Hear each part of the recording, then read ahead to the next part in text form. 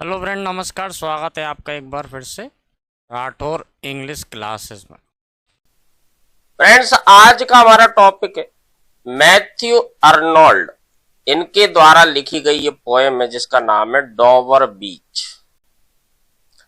ये जो तस्वीर आप अपनी स्क्रीन पर देख रहे हैं फ्रेंड, ये हमारे आज के पोएट हैं जिनका नाम है मैथ्यू अर्नोल्ड, और इन्होंने ये कविता लिखी है डॉवर बीच। फ्रेंड, डॉवर बीच का प्रकाशन जो है 1867 में in the collection new poems में हुआ था। It is a lyrical poem. देखिए, लिरिकल पोएम का मतलब होता है ऐसी कविता जिसे गाया जा सकता है गाने की तरह, इसे कहते हैं लिरिकल पोएम। तो डॉवर बीच जो है ये लिरिकल पोएम, ये एक ड्रामेटिक मोनोलॉग है फ्रेंड। मोनोलॉग उस रचना को कहा जाता है जिसमें एक ही व्यक्ति बोलता है। मोनो मतलब होता है फ्रेंड, देखिए एक, तो मोनोलॉग का मतलब है जब एक ही व्यक्ति बोलता है किसी कविता में या किसी रचना में, उसे कहते हैं मोनोलॉग। इस कविता की जो थीम है फ्रेंड, नेचर, प्रकृति, loss of faith and certainty, आस्था और निश्चितता में कमी होना, हास होना उसका, और प्रेम।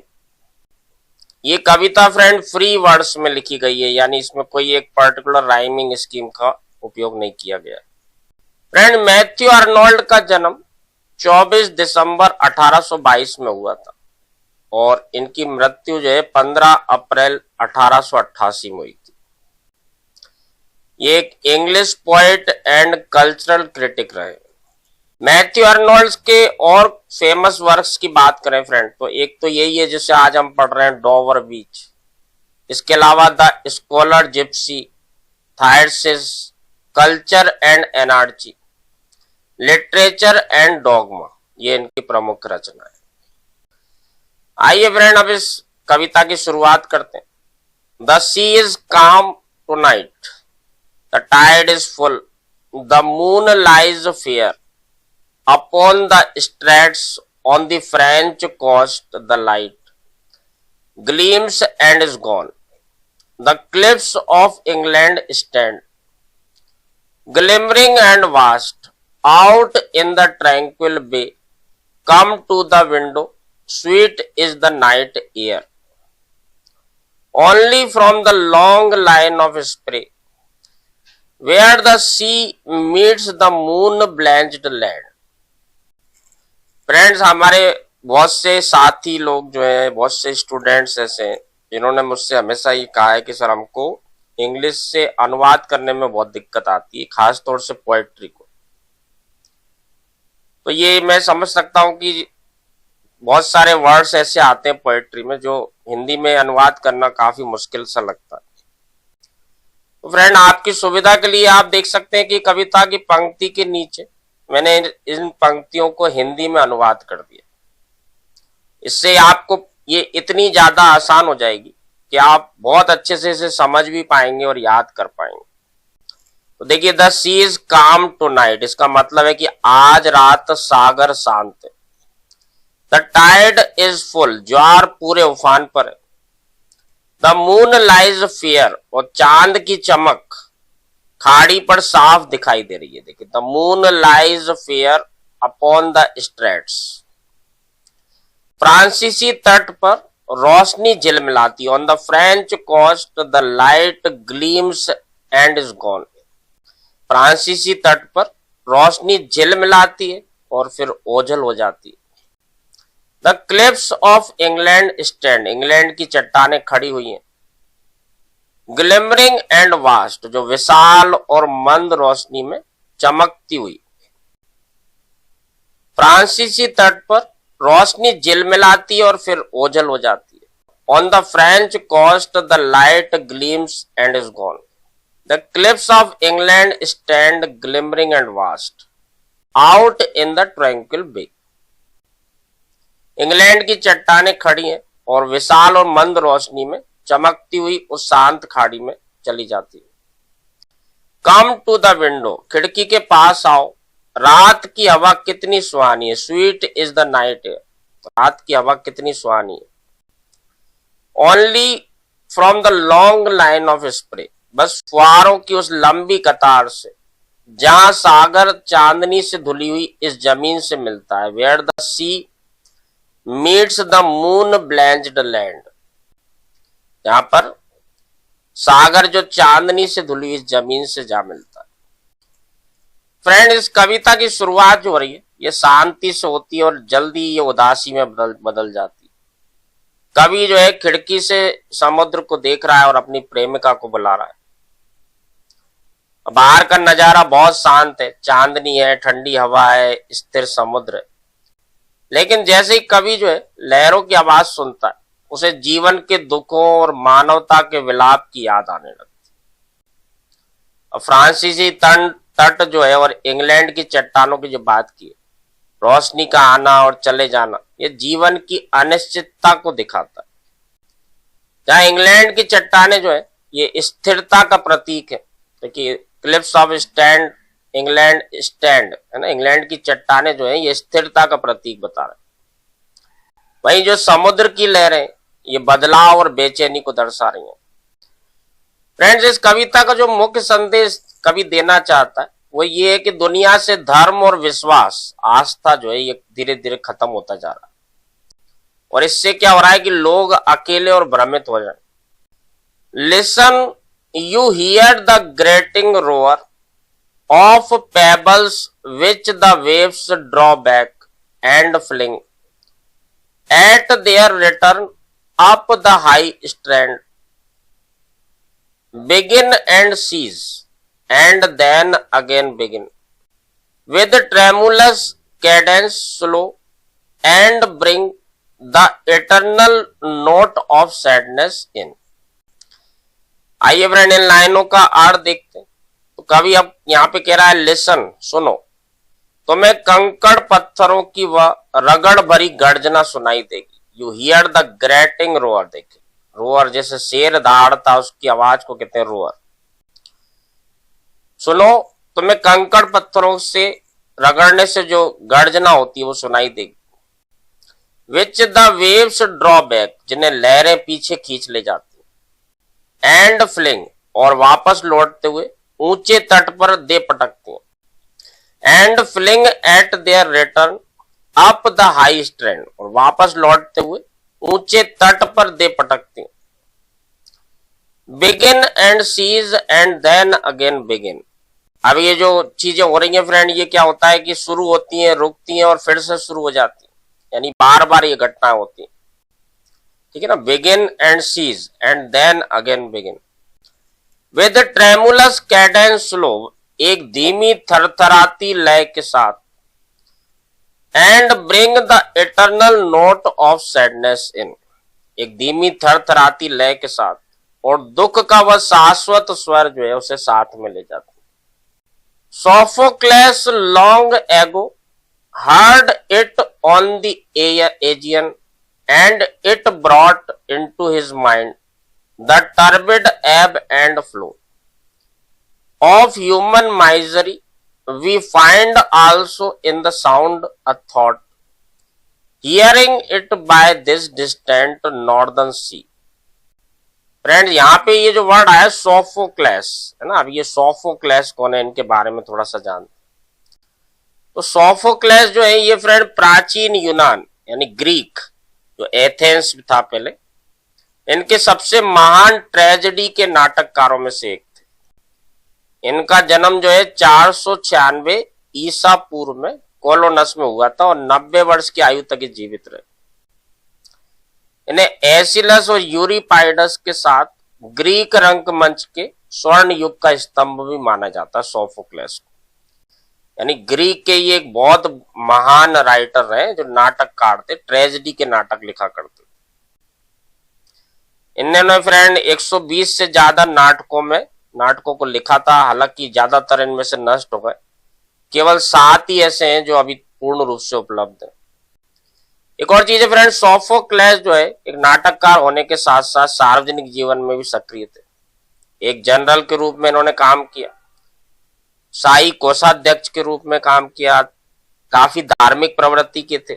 चिकित्सा के देवता एस्क्लेपियस की पूजा के लिए इन्होंने अपना घर तक समर्पित कर दिया था। ये सारी चीजें इसलिए मैं आपको बता रहा हूं कि जो भी नाम कविता में आता है ये आपको पता होना चाहिए।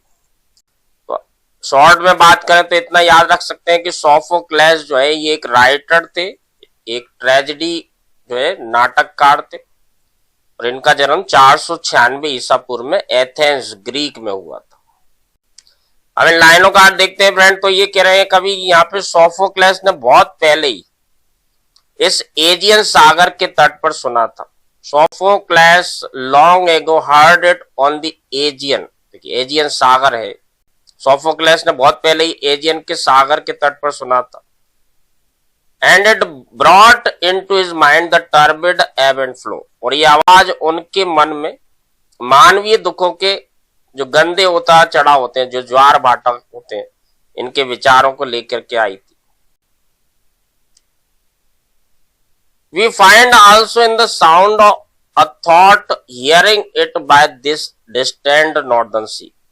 और हमें भी इस ध्वनि में एक विचार मिलता है, और जब हम इससे एक सुदूर उत्तरी सागर के किनारे सुन रहे हैं तो हमें भी ये दुख की ध्वनि जो है ये सुनाई देती है। The sea of faith was once two at the full, and round earth's shore lay like the folds of a bright girdle furled, but now I only hear its melancholy, long withdrawing roar, retreating to the breath of the night wind down the vast ages drear and naked singles of the world।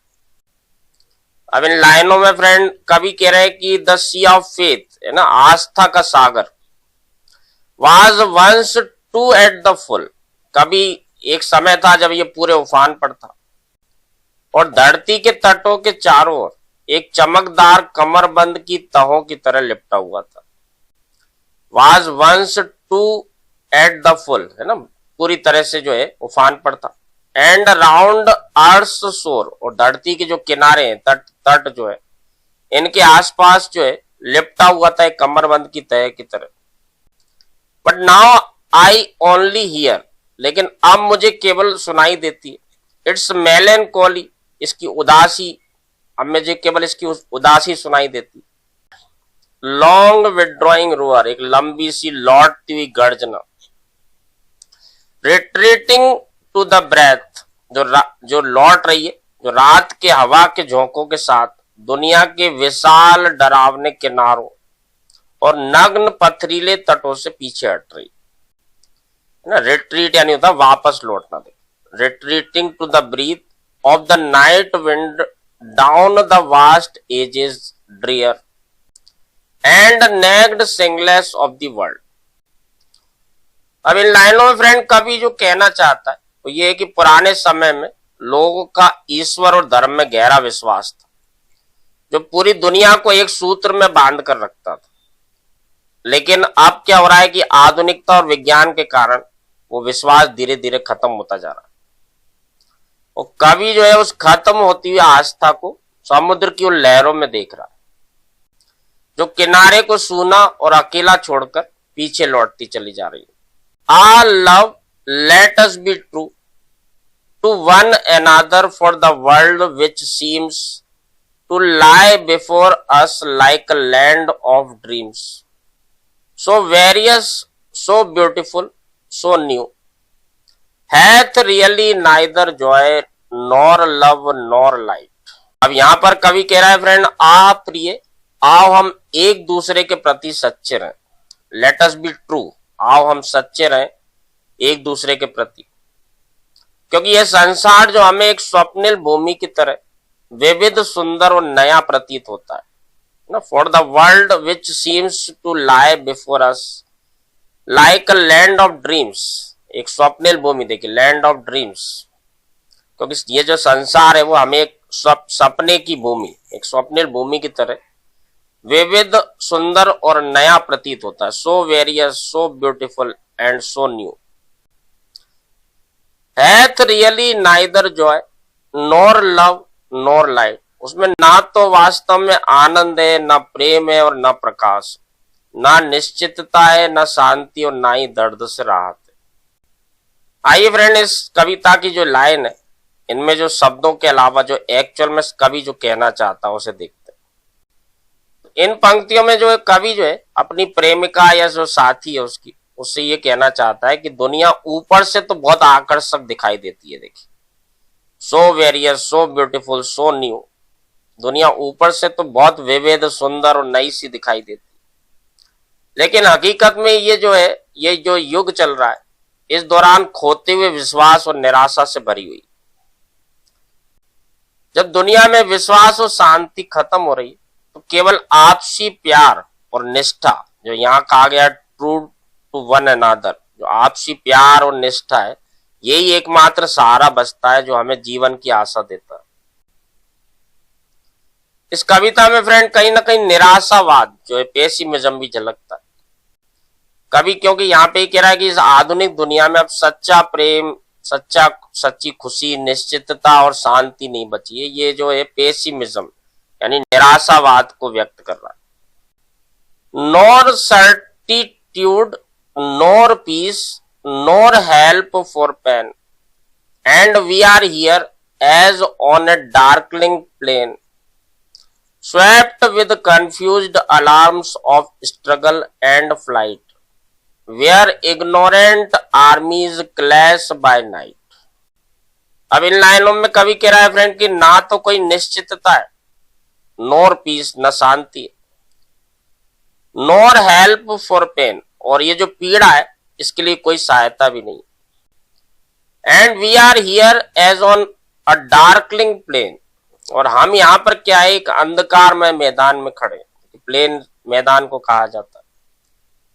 Swept with confused alarms of struggle and flight, जहां संघर्ष और पलायन की भ्रमित चेतावनियां गूंज रही हैं। Where ignorant armies clash by night, जहां अज्ञानी सेनाएं जो है रात के अंधेरे में आपस में टकरा रही हैं, यानी आर्मी, सेना जो है, जो एक दूसरे से लड़ रहे हैं, जो खून बह रहा है, अराजकता फैल रही है। इस कविता में आपको पेसिमिज्म की झलक दिखाई देगी फ्रेंड, निराशावाद काफी दिखाई देता है। अब कवि के अनुसार यहाँ पे कहना ये चाहते हैं कि धार्मिक विश्वास के खत्म होने से अब ना तो कोई मानसिक शांति बची, ना भविष्य को लेकर के कोई भरोसा बचा। और देखिए, डार्कलिंग प्लेन यानी अंधकार में मैदान, और सपनों की दुनिया, इस तरह के वर्ड्स जो आए इसमें। अंधकार में मैदान जो है, ये सपनों की दुनिया के ठीक विपरीत है। यहाँ अंधकार, अज्ञानता और आध्यात्मिकता, ये जो है, ये शून्यता का, जीरो, जो नश्वरवाद है, इसको प्रतीत कर रहा है। इग्नोरेंट आर्मीज का जो कहा गया है फ्रेंड, इसका मतलब ये कि जो ऐसे लोग जो अपने स्वार्थ के लिए जी रहे, जो स्वार्थी लोग हैं, जो बिना किसी उद्देश्य या समझदारी के आपस में एक दूसरे से ही लड़ रहे हैं। तो कवि यहाँ पे फ्रेंड ये कहना चाहता है कि विश्वास के बिना जो है मानवता दिशाहीन हो चुकी है और एक दूसरे से ही लड़ रहे हैं, जिनको कोई ज्ञान ही नहीं है कि हमें करना क्या है। अब ये एक दूसरे से ही संघर्ष में मनुष्य जो है उलझा हो गया। इस पूरी पोएम का फ्रेंड ओवरऑल जो संदेश जो है वो यही है कि दुनिया से धर्म और आस्था, विश्वास, ये जो है खत्म होता जा रहा है और इससे लोग अकेले हो चुके हैं। और ये जो अंधेरापन है, ये जो निराशा है, इसको व्यक्त किया है कवि ने अपनी इस कविता में, जिसका नाम है डोवर बीच। इसी के साथ फ्रेंड ये हमारी कविता यहीं पे समाप्त होती है। छोटी सी कविता है और मैंने इसको कोशिश की है कि आपको हिंदी में ट्रांसलेट करके समझाऊं, ताकि आपको ये उतनी अच्छे समझ में आ सके जैसे कि हम हिंदी की कविताएं पढ़ते हैं। ऐसे बच्चे या स्टूडेंट्स, ऐसे मेरे जो साथी हैं जो कंपटीशन एग्जाम की तैयारी कर रहे हैं, उनके लिए बहुत हेल्पफुल होगा। फ्रेंड्स, आज की हमारी कविता यहाँ पर समाप्त होती। आई होप कि ये वीडियो आपको बहुत पसंद आएगा। Please like and subscribe and tell your friends also. अगले वीडियो में जल्दी ही मिलते हैं। Thank you very much.